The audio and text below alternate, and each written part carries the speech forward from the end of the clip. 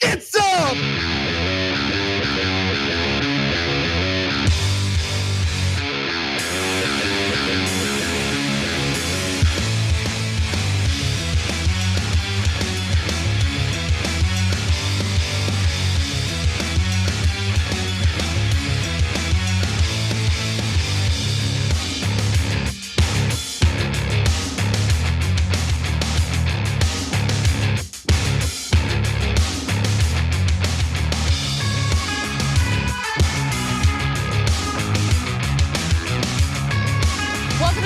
I'm your host, Anna Kasparian, and we have a little bit of a surprise on the show today. It's not often that we do interviews. I'm picky with who we have on the show. But today we will have historian Rashid Khalidi on to give us a bit of a history lesson in regard to the establishment of Israel, what that meant for the Palestinian people. A lot of people are unaware of how long this war has been going on. It didn't start in the 1940s. It actually began way earlier than that. So we'll discuss what happened in history and also give you some updates on what's currently happening today in the war in Gaza. Also in today's show, in the second hour, Wazni Lambre will join me to talk about a whole host of other stories, including Hunter Biden, for the first time, deciding that he's going to go on the offense in regard to House Republicans who have decided to exploit his legal troubles for their own political aspirations. So we'll discuss that. We'll also talk about how the Sandy Hook families are trying to work out a settlement with Alex Jones, who's trying to skirt his responsibility in paying liabilities following the trials finding him guilty of defaming those very family members. So we'll give you the details on that. And the bonus episode is gonna be a little nuts. Okay, we're gonna talk about a political kink slash fetish that I am gonna kink shame. I'm gonna do it. I'm gonna kink shame in the bonus episode. Go ahead, come for me, all right? tyt.com/join to become a member. You have to be a member to watch that content. But in addition to getting that exclusive content, of course, you get to help support this show and keep us independent and free of corporate influence. That's the reason why you got this mouthy broad on the show every day, speaking my mind without any fear. And you're gonna get a lot more of that today. So without further ado, let's get started. Let's begin with our first story. By the time Shifa had collapsed, there were over 100 of these patients at Shifa Hospital. And we started seeing phosphorus burns. That was London-based British Palestinian doctor Ghassan Abu Sitta, who specializes in plastic and reconstructive surgery. He spent 43 days under bombardment in the Gaza Strip, risking his life to provide medical care to Palestinian civilians at Al-Shifa Hospital. But placing himself in harm's way isn't rare for this doctor. Abu Sitta has worked in Gaza since 2009 and has provided medical care in various war zones in the middle of wars across Yemen, Iraq, Syria, and Lebanon. While speaking at a press conference in London on behalf of the International Center for Justice for Palestinians, Abu Sitta described the horrific scenes at the Al-Ahli and Al-Shifa hospitals, which later ceased to function due to repeated bombings by the Israeli Defense Forces and the restriction of fuel into the region, which of course is necessary to run the machines in medical facilities. I want to revisit his claims about the IDF allegedly using incendiary white phosphorus bombs in a moment. But it's worth getting into what Abu Sitta experienced in regard to the victims who are suffering the brunt of this brutal war. During my time at Shifa Hospital, it became apparent that 40 to 45% of all the wounded were going to be children. The primary target of the bombing was people's residential homes. Really, by the day 4, day 5, half of my operating list, which was around 10 to 12 cases every day, starting at 8 or 9 in the morning and finishing at 1 in the morning, were children. My estimate is that there are now between 700 and 900 children with amputations of limbs, in some of whom multiple limbs have been amputated. On one night at Al Ahli Hospital, I performed amputations on 6 children. His claim that 40 to 45% of the wounded and dead have been Palestinian children can be corroborated by breaking down the death toll numbers, as we've been doing on this show. At least 14,800 Palestinians, mostly women and children, in Gaza have been killed, per the Ministry of Health. About 6,000 Palestinian children are among those killed since October 7th. Abu Sitta was working at the Al-Shifa hospital as it was under heavy IDF bombardment.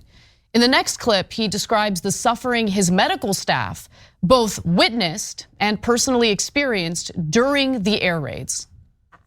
While in Shifa, the number of burns and the number of pediatric injuries were increased, one of the most horrific scenes that I witnessed in Shifa Hospital was when, after the air raid and the dead and the wounded were brought in, members of the Shifa medical staff and nursing staff would be running frantically in the emergency department, looking at the faces of the wounded and the dead to see whether their relatives had been amongst the wounded, and in many cases their children had been amongst the dead and the wounded. So just place yourself in the shoes of the medical staff. Not only did they have to provide care in impossible, the absolutely worst possible conditions, but they too were confronted by the reality that they were losing members of their own families, in some cases their own children. As the hospital was relentlessly attacked with Israeli airstrikes, children were being rushed in with serious and gruesome injuries. They suffered from shrapnel lodged into their small bodies. Many of them had lost limbs or were in need of amputations without anesthetics because they had run out. Medical machines were losing power as Israel barred the entry of fuel into the Gaza Strip. It was a litmus test, Abu Sitta claimed, for what the IDF had planned to do to the rest of the health system. Following the attack, 4 pediatric hospitals were targeted, he said. Last week, Israel targeted the Al-Auda and Indonesian hospitals in Gaza's north and arrested Shifa Hospital's director and several medics. And while the 2-day extension of the pause in bombing has been repeatedly described as a respite for Palestinians, Abu Sitta said the recent supply of medicine, food and water did not come close to dealing with the humanitarian crisis. Now, as if the barbaric treatment of Palestinian civilians wasn't horrifying enough, Abu Sitta then makes the stunning claim that the IDF has been using incendiary bombs that break international laws. We started seeing phosphorus burns. I had treated white phosphorus burns in the Gaza Strip during the 2009 war and was very familiar with the very characteristic injuries and burns that they make. As a chemical burn, phosphorus burns burn right through to the inner core of the body and only stop when they have no exposure to oxygen. And so the burns would be, the patient would be basically puckered with burns that core right into the ribs, the bones, and unlike thermal burns that spread from the surface more horizontally. Allegations of the IDF using white phosphorus bombs definitely seem shocking and unbelievable. And in fact, I had trouble believing that Israel would go so far as deploying chemical weapons that would burn the flesh of Palestinian civilians, including children. However, as The Guardian reports, these claims are not new and have been corroborated by other sources. Claims of the use of white phosphorus in Gaza were also made by Human Rights Watch, in October, while Amnesty International claimed to have evidence of its use in southern Lebanon. Of course, Israel denies the use of incendiary weapons, referring to the claims made by Human Rights Watch as unequivocally false. Like many Western militaries, the IDF claims, the IDF possesses smokescreen shells that include white phosphorus that are legal under international law. These shells are used by the IDF for creating smoke screens and not for targeting or causing fires, and are not defined under law as incendiary weapons. So they're denying it. But in a subsequent interview, Dr. Abu Sitta elaborates on why he firmly believes that the IDF is in fact using white phosphorus bombs. Take a listen. Israel insists it hasn't used white phosphorus. So can I ask you, are you absolutely certain these are a very distinctive form of wound that you wouldn't be mistaken about? Absolutely. So the phosphorus will continue to burn into the body. And your job as a surgeon is to try to cut the burned tissue out. And what you end up with are cores of tissue that go all the way to the bone. And so the dad had burns into and part of his ribs, and the child had multiple burns all the way in his back down to the bone. Wow, so that is a very, very serious thing for Israel to confront at some point. Absolutely. If it is in fact true that the IDF is deploying these bombs, the notion that Israel would have to confront it at some point is laughable, as long as the United States continues to provide unwavering support for its Middle East ally. So far, the US government has provided cover for Israel's war crimes. And until American voters make it crystal clear that there is a political price to pay for doing so, there's no reason to believe that Israel will be deterred. But Scotland Yard is actually investigating the claims made by Abu Sitta. My lawyer had been contacted by Scotland Yard to be interviewed as a British citizen who was the victim of a potential war crime, as a survivor of the attack on Al Ahli Hospital, and as someone who had witnessed these wars, these attacks on civilians. And we will be interviewed, and hopefully, for me, Andrew, as a parent, if the world sweeps under the carpet the killing of 8,000 children in 40 days, the world that we will be living in is a frightening place. The sheer number of children who've been killed, there has to be some justice done for these children. You know, I have to say, what Abu Sitta is saying there sounds eerily similar to what we heard from the United States government.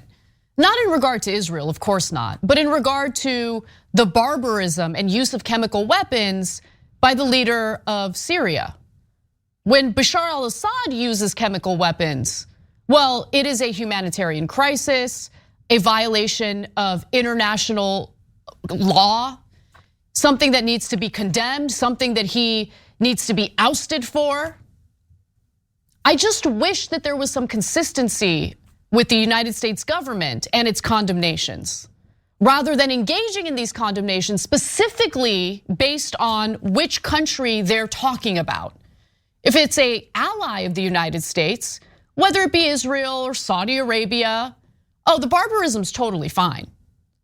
If it is an enemy of the United States, a regime that the United States is not at all in favor of, then all of a sudden, international law matters, war crimes matter, and something needs to be done.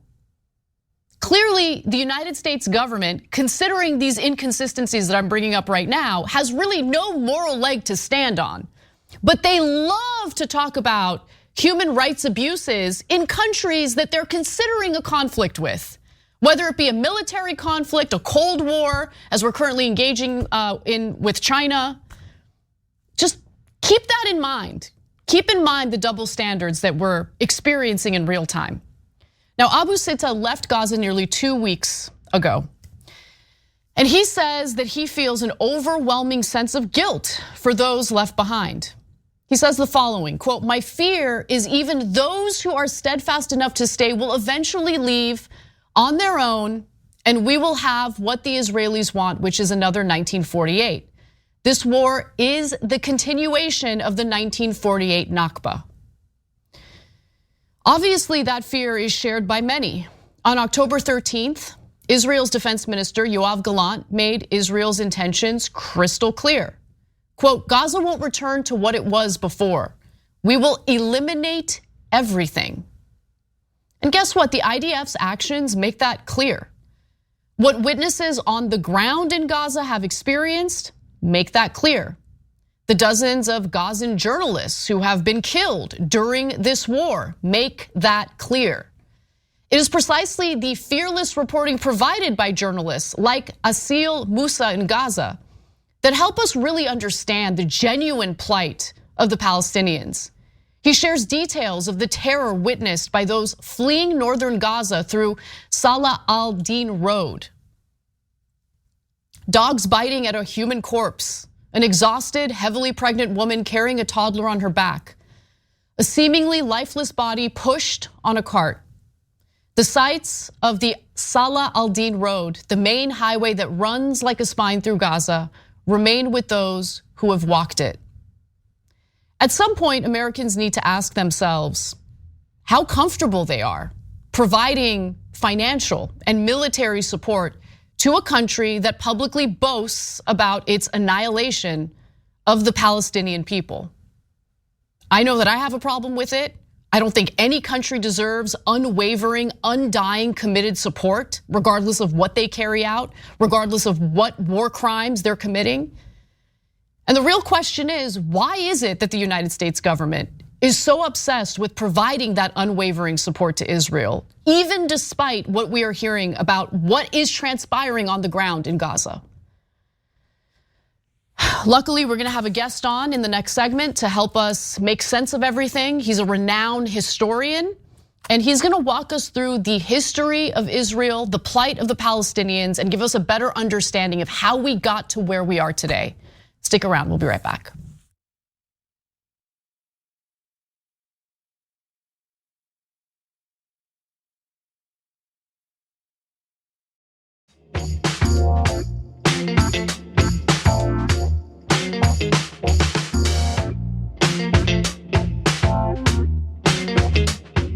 Welcome back to the Young Turks. I'm your host, Anna Kasparian. We've been covering the ongoing war in Gaza pretty much every single day since it started. But I think a lot of Americans are ill-informed on how we got to where we are today. The history of what happened in Palestine, how Israel was established, is really important for Americans to understand. And luckily today, joining us is esteemed historian Rashid Khalidi to walk us through that history and talk a little bit about what's currently transpiring in the Gaza Strip. Professor Khalidi is the Edward Said Professor of Modern Arab Studies at Columbia University and the author of several books focusing on the Middle East, including a book that I highly recommend everyone read. We're gonna be talking about it quite a bit today, The 100 Years War on Palestine. Professor Khalidi, thank you so much for joining us. Thanks for having me, Anna. So as much as the US media would like to have Americans believe that this war began on October 7th of this year, the truth is that the persecution and ethnic cleansing of Palestinians really started at this point more than 100 years ago. And so I know this might take a little bit of time, but I think it's really important to start this conversation off by talking about the Balfour Declaration of November 1917. And there are a few other documents that I want to walk the audience through, but let's start with that. Well, the Balfour Declaration is important because it gives the support of the greatest power in the world at the time, Great Britain. It gives the support of Great Britain to the Zionist movement, such that this small and relatively unpopular movement among Jewish communities in Eastern Europe suddenly has the patronage of the empire, which not only is the greatest power globally, but is in control of Palestine. In November, British troops actually take Jerusalem in December of 2017. And by the Balfour Declaration, the British say that they look with favor on the establishment of a Jewish national home in Palestine. A national home for the Jewish people is the wording they use. But the Palestinians are never mentioned, except as the non-Jewish population who are not considered a people and who do not get national rights, according to the British, and get only civil and religious rights. And so the Balfour Declaration sets in train a whole series of events whereby the British give themselves a mandate for Palestine through the League of Nations, and proceed to create a Jewish parastate, or the embryo of a Jewish state in Palestine, with a military, with educational system, with a parliament, with a foreign ministry, with all of the appendages of a state without sovereignty, obviously. The British are still the sovereign power under the mandate. And it is really, really important because it puts the two peoples, the Palestinians, who are the overwhelming majority of the population, and the Jewish population of Palestine, which has increased over time by immigration, not on a footing of equality, but on a footing of profound inequality. One group is a people with national rights, rights to a national home. The other group are just religious communities without national or political rights. And that's the system under which the British rule Palestine for the next couple of decades.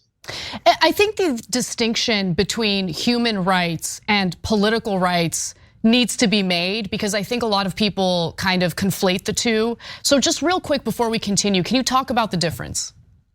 Well, very simply, under the mandate, which is based on the Balfour Declaration, the British give this growing Zionist project in Palestine a diplomatic rights. They can go to the League of Nations and petition as of right. They're a public body. They have control of various aspects of government in Palestine, like education and some others. They're allowed to vote for an assembly of their own. All of these things are denied to the Palestinians. The British control Arab education. The British deny any Arab body, elected or otherwise, a representative capacity. In other words, the Palestinians are denied not only self-determination in their own country, which the Covenant of the League of Nations said they were supposed to get, but they see their country gradually being transformed into one in which this national project, this Zionist national project, slowly but surely is taking over the country. You have an article in a Palestinian newspaper saying we're going to become strangers in our own country. So one group has national and political rights. The other group is denied those rights and is entitled to only, as the mandate says, civil and religious rights.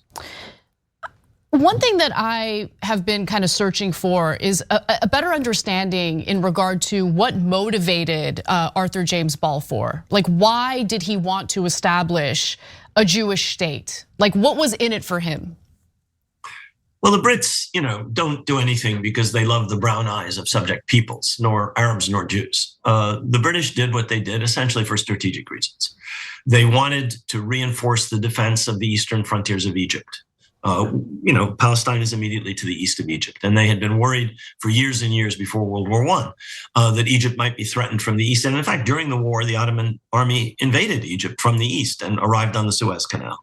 They wanted, secondly, to control the shortest land route between the Mediterranean and the Gulf to ensure that they controlled all of the routes to India. They already controlled the Suez Canal through Egypt. They wanted to control the shortest land route, which ran from Haifa to Basra, and where they eventually built a road, pipelines, air bases during the interwar period. So these were the strategic motivations for which they wanted Palestine. And Zionism was a useful tool to that end. In the words of a British official, what we were trying to create was a little loyal Jewish Ulster in a sea of hostile Arabs.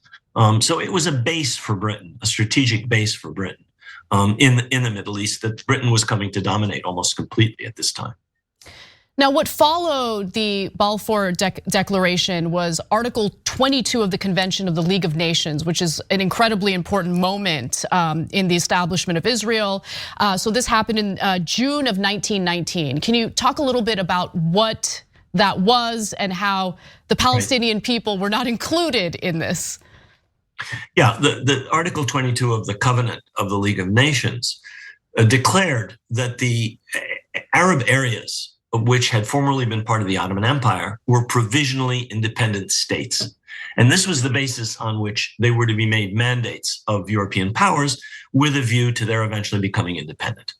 That's what the covenant said. And that's what was eventually done in Iraq, in Syria, in Lebanon, in Jordan, by the League of Nations through the British and French mandatories. That was not done in Palestine. In Palestine, the Palestinians, who are the overwhelming majority of the population, never received self-determination, never received self-government, right up to the very end. The British ruled Palestine directly while leaving self-government and the building of a embryonic state to the Zionist movement. So the Palestinians were denied what under Article 22 of the covenant was allowed to every other Arab state under European mandate. You know, I want to just read a statement. It was a part of a private memo that Arthur James Balfour sent to his cabinet members back in August of 1919, because I think this is the kind of stuff that most Americans have been kind of shielded from knowing about, from learning about. And it tells you the intentions from the very beginning by the very people who tried to create this Jewish state. So Balfour said in August of 1919 to his cabinet, it was a private memo that actually wasn't published until I believe the 1950s, if I'm not mistaken. That's correct. He said, Zionism, be it right or wrong, good or bad, is rooted in age-long traditions, in present needs, in future hopes of greater import than the desires and prejudices of these 700,000 Arabs who now inhabit that land. I mean, it's just so transparent, so clear. The candor is incredible there. Yet there's this denialism all the way to modern times, to today, where there seems to be this, rejection of what actually happened in history and why it is that the Palestinian people have been resisting, the taking of their land, the establishment of Israel as a Jewish state. And so, look, we're in a difficult situation now because I don't think that you can just dismantle Israel, and I'm not a proponent of that. However, I do want to ask you, following the 1948 Nakba, the ethnic cleansing of Palestinians, okay? What happens after that? Because what we keep hearing over and over again by supporters of Israel and everything the Israeli government wants to do is, well, the Palestinians were offered peace deals. They were offered their own state. But is that really true? Can you walk us through that and what the reality of these offers were? Sure. One of these great myths has to do with the partition plan of 1947. The British changed their policy at the end of the 30s. They eventually turn against the Zionist movement, and the Zionist movement turns against them. There's terrorist attacks on the British. The British are forced out, basically. In 47, they throw the whole problem over to the UN, and the UN the UN General Assembly decides to partition Palestine. Now, in 1947, the overwhelming majority of the population of Palestine were Arabs, over 2/3. And the Charter of the United Nations, much like the Covenant of the League of Nations, talks about self-determination. And so the Palestinians said, well, we're the majority, it's our country, we want to be independent in our own country. That's not what the United Nations decides. It has the same kind of biased approach to this that the League of Nations did. For different reasons, and we're talking about a different era, and we're talking about different powers. Essentially, it's the United States and the Soviet Union that back the partition resolution of 1947. What does that resolution do? It gives most of a country, most of which is owned by Arabs, and which has an overwhelming Arab majority, to a putative Jewish state. So 55% of Palestine, including most of the fertile land, most of which is owned by Arabs, and about half of whose population would have been Arabs. It gives that 55% of Palestine to the Jewish minority for a Jewish state. And it gives a little over 43% to the Palestinians, who are, as I've said, 2/3 of the population. The Palestinians naturally reject this. They say, it's our country. We're entitled by the Charter of the United Nations to self-determination. We don't accept that most of our country be given to this minority, most of whom are immigrants to this country recently. And the result is the ethnic cleansing of Palestine. There is no way to create a majority Jewish state in a majority Arab country without reducing that majority. And that is done in 1948 by the process that Palestinians describe as the Nakba, which is the expulsion of over 750,000 Palestinians. And eventually the destruction of most of their villages, the lands are then given over to Jewish settlements, which are established in the decades that follow.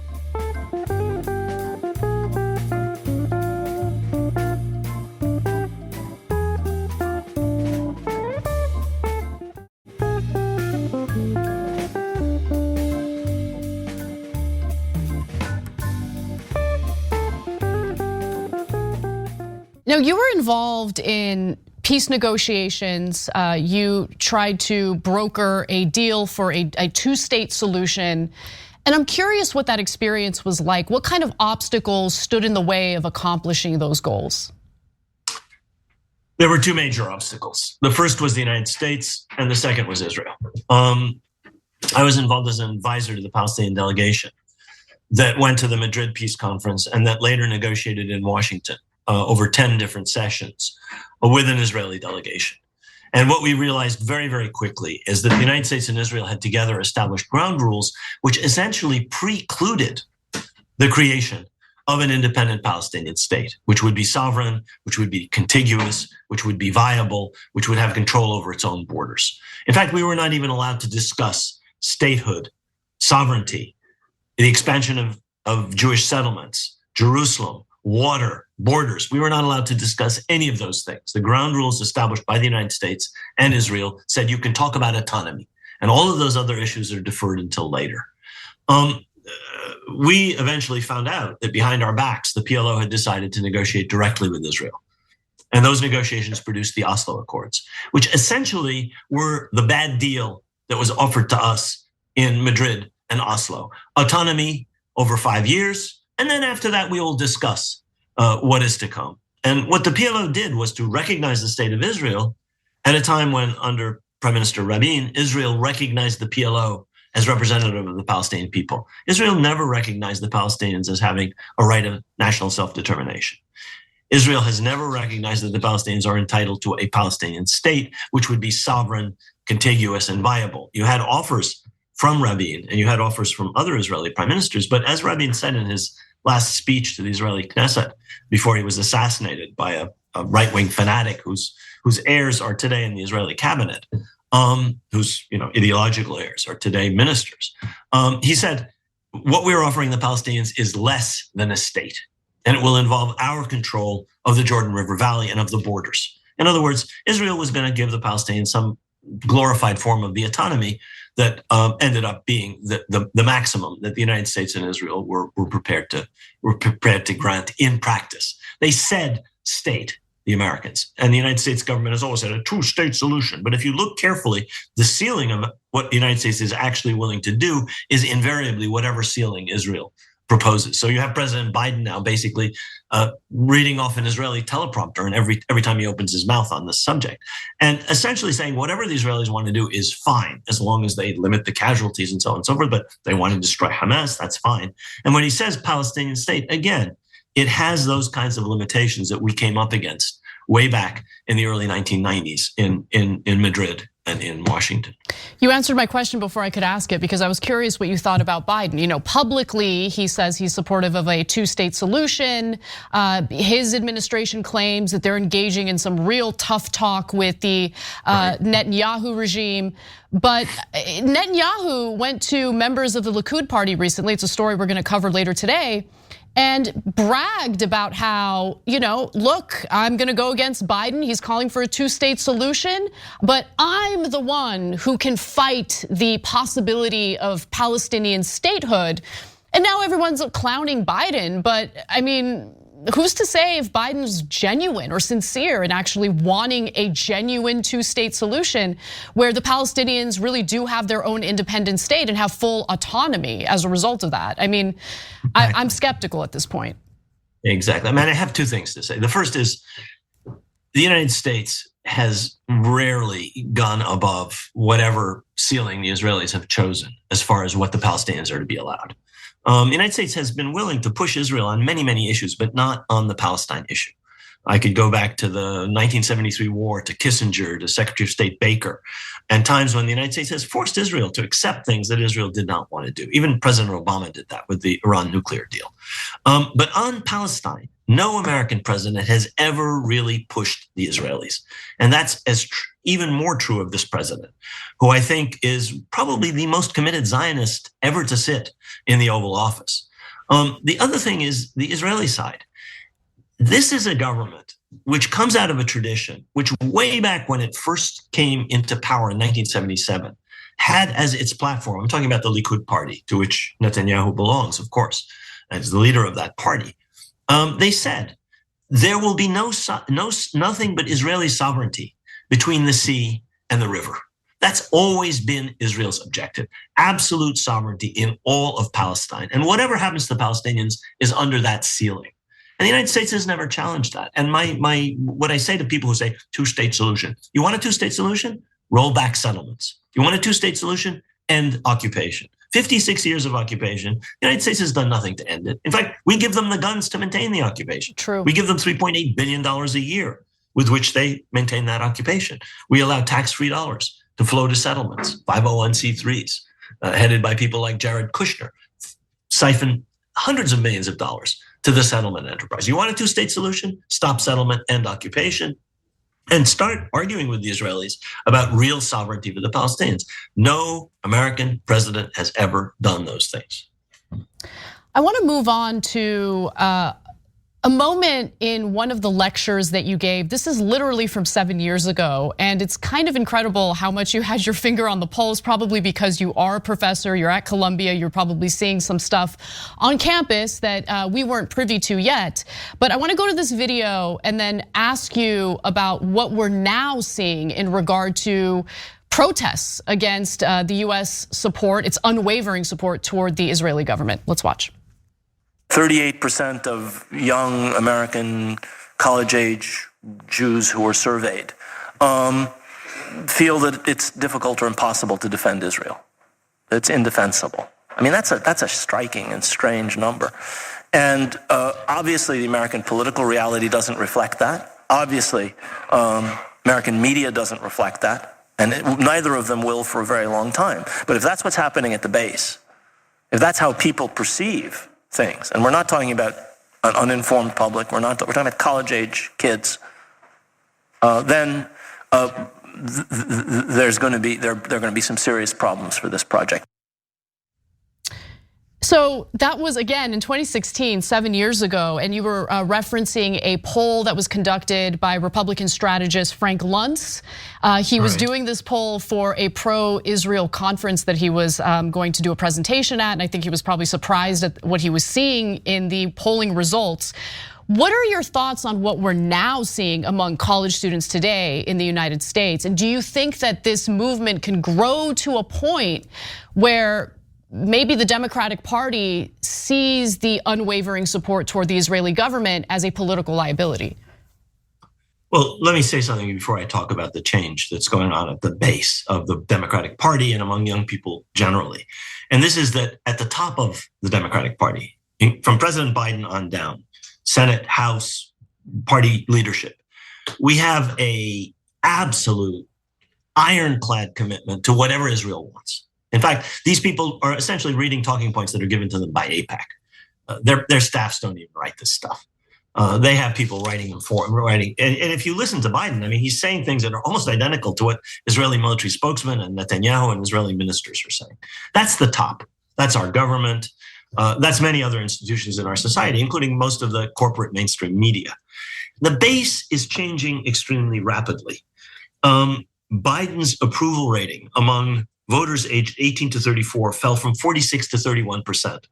And that was largely because of the Gaza war in the period over the last 4 months. That's an NBC poll. 70% of voters in this age group disapprove of his handling of the war in Gaza. 70% of voters in the age group from 18 to 34. Wow. And we see this on campus. I mean, a couple of years after that interview you just ran, there was a vote on the Columbia campus, and there were similar votes on campuses all over the country for the university to divest from companies that support the Israeli occupation. The divestment motion won overwhelmingly. The university administration treated the vote with utter contempt in a dismissive, arrogant fashion. President Bollinger acted as if this was a bunch of gadflies. It was disgraceful, the reaction of the administration. There was no respect whatsoever for the students. And there's been no change in this or other administrations. That's how very large numbers of students, Arab, Jewish, minorities, students from all backgrounds feel about this issue. The numbers that these polls have been revealing over the last 7, 8, 9, 10 years are where young people stand, I think, overwhelmingly all over the country, not just on college campuses. But that is simply not reflected in the institutions that dominate our society, nor the media, nor the political system, nor, God help us, our university administrations, which are biased and extremely hostile to Palestinian activism, almost without exception. I mean, look, you're absolutely right about that disconnect.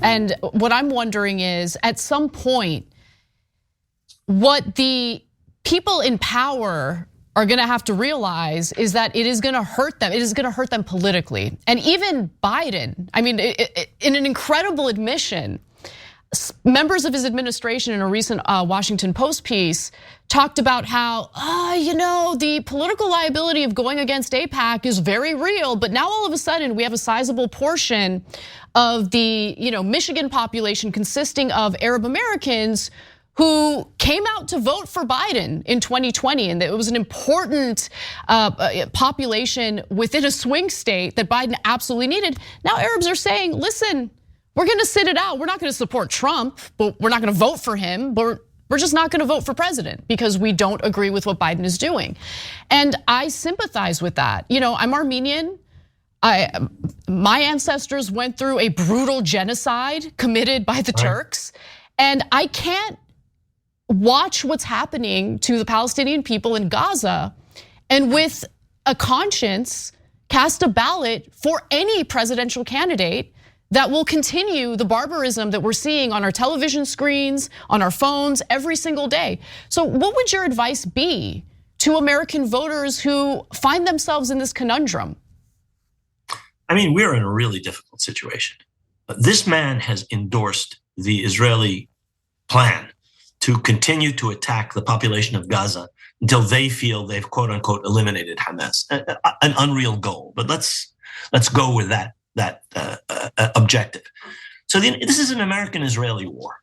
We are shipping huge amounts of ammunition to Israel for their 155 millimeter, their 175 millimeter artillery, for their Apache helicopters.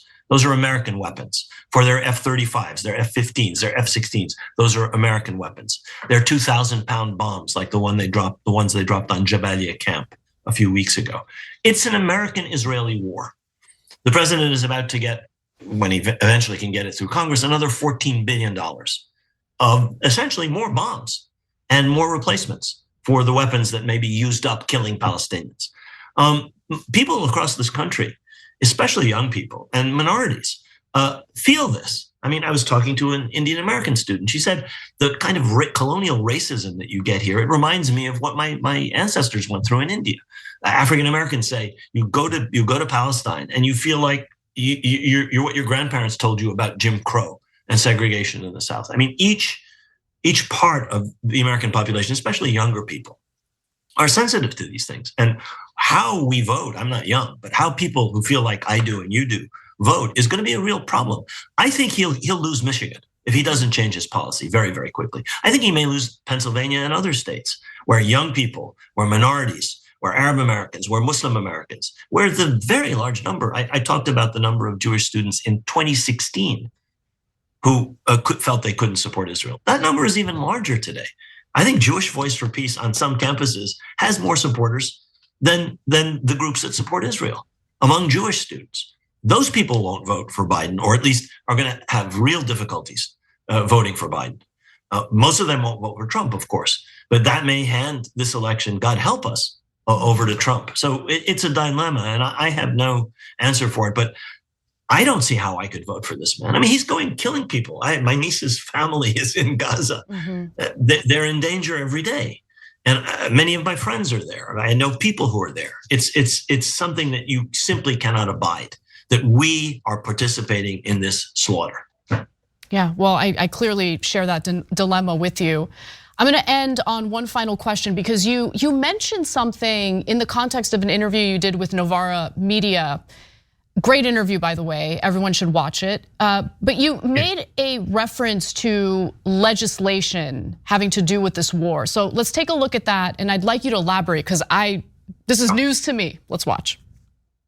it was the intention of Israel and of the United States to expel as many as possible of the people of Gaza to Egypt. We know that that's the case because the United States government put before Congress a budget request, which included forcing people out of Gaza. It's in the budget request of 20 October. We know that because the Israelis have been talking about it among themselves. And ministers have been saying, the only solution is for them to go to Egypt.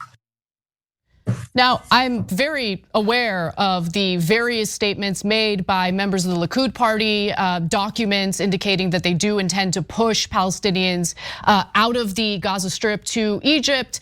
But it always appeared as though the Biden administration was very much against that. So what you're referencing, I want to know more about. What did you read in the budget? The Biden administration has since turned against this because they were slapped in the face by the Egyptians and the Jordanians, who told them under no circumstances would we countenance helping you to ethnically cleanse Palestine. And under no circumstances would Egypt hand over a chunk of Sinai to be turned into a huge refugee camp for Palestinians who, as everybody knows, once they're expelled, will never be allowed to return. This is not a temporary project. The budget request from the Office of Management Budget to Congress on the 20th had a section under a heading called Migration, and Refugee Assistance. And the key passage said these resources would support displaced and conflict-affected civilians, including Palestinian refugees in Gaza and the West Bank, and to address potential needs of Gazans fleeing to neighboring countries. Another passage says the crisis could well result in displacement across borders, in other words, into Egypt or into Jordan, and funding may be used to meet evolving programming requirements outside of Gaza. And then another passage says, ensuring that Palestinians in Gaza, later on the president, under pressure from the Egyptians and the and the Jordanians, issued statements in which he said that we will ensure that Palestinians are not displaced to Egypt or other nations. So the pushback from the presumed host nations that Secretary of State Blinken was asking the Egyptians and the Jordanians to accept, the pushback from those countries is what forced the administration to change its policy. But this is a provision. It's on page 40 of a very long document that was sent by OMB to the Speaker of the House on the 20th of October. That was their intention. Wow. We don't only have it from the Egyptians who were screaming bloody murder and the Jordanians who were screaming bloody murder. We have it from their own document. It's incredible. Professor Khalidi, thank you. It's disgraceful. Yeah. It's not. No, it is disgraceful. It's absolutely disgraceful. But what's also disgraceful is the fact that the first time I hear about it is watching an interview that you do, rather than hearing it from the wonderful political journalists here in the United States that are supposed to walk us through the various budget proposals that come from members of Congress and the executive branch. Of course, we don't get that information. So that's also disgraceful. Professor Khalidi, thank you so much for being generous with your time. I really appreciate this conversation. I would love to have you back on in the future. Thank you. I'd be happy to do it again. Thank you for having me. Have a wonderful night. All right, everyone, we have to take a brief break. When we come back, we have one more Israel-related story to get to. It's really important to know about what Prime Minister Netanyahu has been telling members of the Likud party and how he's basically boastful about not allowing Palestinians to form their own state. We'll get to that and more when we come back. Don't miss it.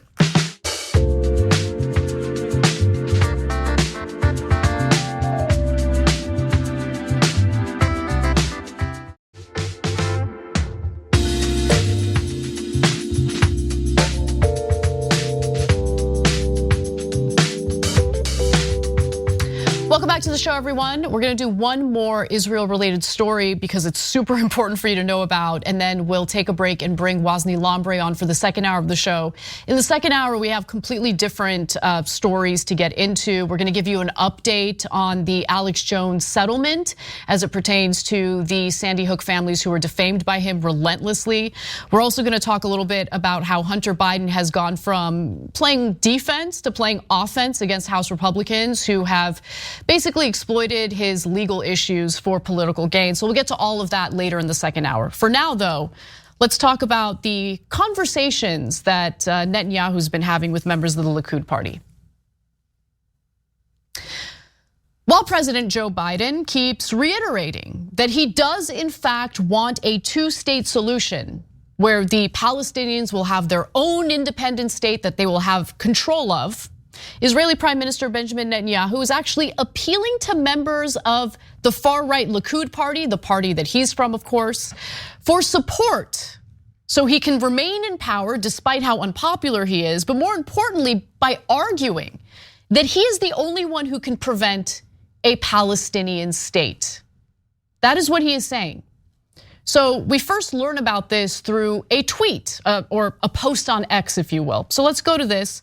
Yonatan Tuval is with the Israel Institute for Regional Foreign Policies, and this is what he posted. So he talks about how this is a scoop. Netanyahu to fellow Likud members, quote, "I'm the only one who will prevent a Palestinian state in Gaza. I'm the only one who can withstand US pressure. I know Biden for 40 years, i.e. I can totally manipulate him and go against anything that he has to say. I know how to manage American public opinion." Do you? Do you, Netanyahu? You can barely manage public opinion in your own country. He is a deeply, deeply unpopular leader. I just wish the people of Israel would stop electing him. But nonetheless, Netanyahu's remarks, according to Common Dreams, fly in the face of the Biden administration's continued push for a two-state solution as the only way to guarantee the long-term security of both the Israeli and the Palestinian people. Now, in a recent interview that I did with Professor Rashid Khalidi, we really questioned how sincere Biden is in pushing for a two-state solution, because his actions don't really seem to match what he's saying. But nonetheless, let's, for the sake of this conversation, accept at face value that Biden does in fact want a two-state solution and for Palestinians to be able to establish their own independent state. Now, Biden has given unconditional, unwavering support to Israel's government, regardless of how far right-wing the Israeli government is, regardless of the war crimes that it is accused of carrying out against the Palestinian people. Biden has shown unwavering support, okay? He says this: to make sure Israelis and Palestinians alike live in equal measure of freedom and dignity, we will not give up on working toward that goal, meaning a two-state solution. Okay, well, your homeboy, Prime Minister Netanyahu, is bragging about how he can manipulate you. And so I want to get into the details of what he had to say. Netanyahu reportedly also told the Likud lawmakers, okay, and this is reporting from the Times of Israel. Netanyahu reportedly also told the Likud lawmakers that the Biden administration did not want Israel to launch a ground incursion in Gaza and did not want the IDF to enter Gaza City's Shifa hospital, where a Hamas command center is allegedly located underneath. We're still waiting on that evidence, okay? Netanyahu reportedly boasted about having gone against the US wishes in both of those cases. Yeah, how about you Americans shut up, send us the billions of dollars in military aid, and we'll move on with our lives, okay? That's the message here, which is infuriating as an American, okay? As an American with an impotent government that provides cover for anything Netanyahu and the Likud party wants to do. So US officials took this embarrassing moment to further humiliate themselves, okay? So they see what Netanyahu had to say about the ground incursion and how the Biden administration wanted to prevent the IDF from doing the ground incursion, and here's what they said. Two US officials speaking with the Times of Israel made no such indication that the US opposed Israel's operations in Gaza, as Netanyahu suggested. Rather, Washington pushed for the IDF to ensure the protection of civilians, which of course they have not been doing, noting that they principally support expanding the ground operation into southern Gaza, as long as civilians are accounted for. So remember, southern Gaza is where the Palestinians residing in northern Gaza were forced to evacuate to for their safety. as Israel intensified its airstrikes in northern Gaza, demolishing buildings, demolishing homes, mosques, churches, hospitals. But the airstrikes continued in the south as well. Let's be clear about that. And they're planning to intensify the airstrikes and the ground incursion in the south, where there is an even more densely populated situation because of the fact that somewhere between 2.3 million to 2.7 million Palestinians were forced to evacuate too. So how exactly does the Biden administration purport to protect Palestinians in a situation in which we're supplying them with 2,000-pound bombs and we're providing cover for them as they indiscriminately bomb Gaza, a densely populated region of the world? It's gonna be impossible to minimize civilian casualties. The Biden administration knows that. And instead of looking at what Netanyahu is boastful about, how he's bragging about manipulating the Biden administration, going against their wishes, you have members of the Biden administration looking at those very comments, those very statements by Netanyahu, and they're saying, oh, no, we never went against Israel. No. We never said we were against the ground incursion. In fact, we're in favor of him expanding the ground incursion in the south. Embarrassing. Yonah Lieberman, who's the co-founder of the Jewish American advocacy group If Not Now, posted the following on X, further humiliating Biden, and he deserves it. Look, Joe Biden, Netanyahu is spitting in your face. He doesn't take you seriously. Are you gonna keep hugging him in public, or are you going to finally end the blank check and hold him accountable for his words and actions? Yonah, my guess is no. Biden is not gonna do anything to hold Netanyahu accountable. Netanyahu, by the way, has been Israel's biggest obstacle to peace, and we need to be clear about that. It's probably one of the reasons why he's so unpopular among voters. Because if you want to know who propped up Hamas to begin with, it was Netanyahu. Okay, so throughout his career, Netanyahu has vociferously opposed a peaceful resolution and worked to divide Palestinians in Gaza and the West Bank by propping up Hamas. This is a statement, direct quote from Netanyahu dating back to March of 2019. This is what he said to his colleagues, his Likud party colleagues in March of 2019.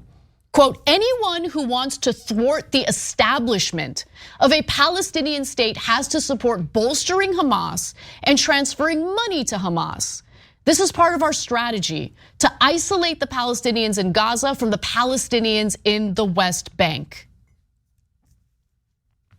And what's amazing to me is that as the Biden administration makes the case that we really have no choice but to vote for him, because if we don't vote for him, if we don't reelect him, Trump's gonna get elected, and Trump's gonna dismantle our democracy.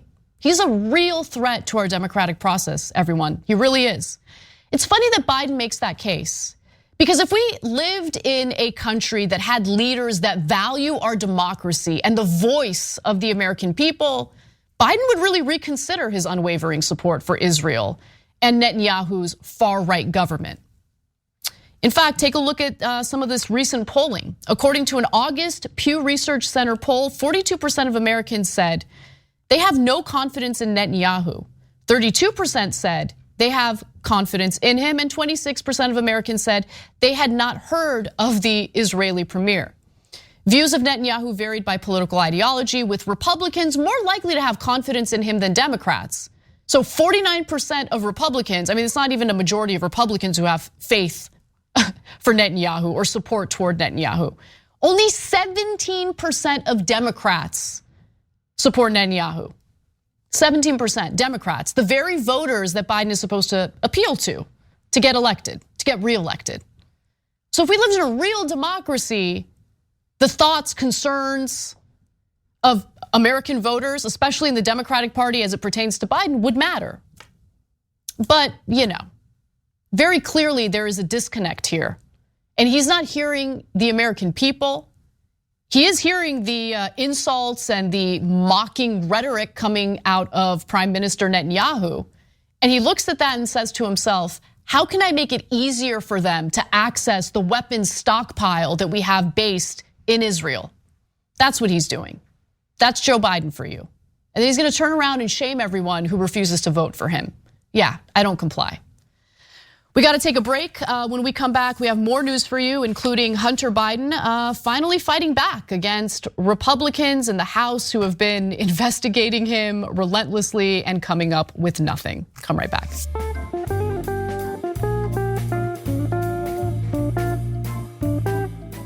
Thanks for listening to the full episode of The Young Turks. Support our work, listen ad-free, access members-only bonus content, and more by subscribing to Apple Podcasts at apple.co/TYT.